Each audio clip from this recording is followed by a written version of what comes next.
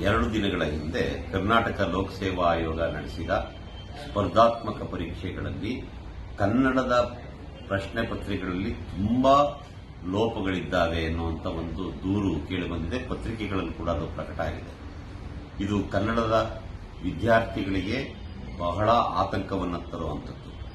ಲೋಕಸೇವಾ ಆಯೋಗದ ಆ ಸ್ಪರ್ಧಾತ್ಮಕ ಪರೀಕ್ಷೆಗಳನ್ನು ಎದುರಿಸುವ ಈ ಕನ್ನಡದ ವಿದ್ಯಾರ್ಥಿಗಳು ಅವರ ಭವಿಷ್ಯವನ್ನು ಕಟ್ಟಿಕೊಳ್ಳೋದಕ್ಕೋಸ್ಕರ ಪ್ರಯತ್ನ ಮಾಡ್ತಾ ಇರ್ತಾರೆ. ಕೆಎಎಸ್ ತರದ ಪರೀಕ್ಷೆಗಳನ್ನು ಪಾಸ್ ಮಾಡಿ ಅವರ ಜೀವನವನ್ನು ಗಟ್ಟಿಯಾಗಿ ಕಟ್ಟಿಕೊಳ್ಳಬೇಕು ಮತ್ತು ಈ ನಾಡಿನ ಸೇವೆ ಮಾಡಬೇಕು ಅನ್ನೋದು ನಮ್ಮ ಕನ್ನಡದ ವಿದ್ಯಾರ್ಥಿಗಳ ಉದ್ದೇಶ ಆಗಿರುತ್ತೆ.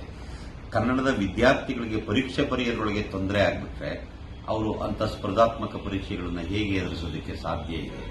ಇದು ಬಹಳ ಅನ್ಯಾಯ.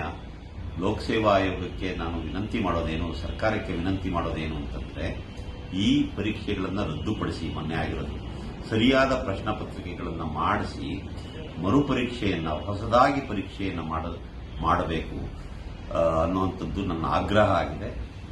ಇದನ್ನ ಸರ್ಕಾರ ಗಮನಿಸಬೇಕು ಅಂತ ನಾನು ವಿನಂತಿ ಮಾಡ್ತಾ ಇದ್ದೀನಿ.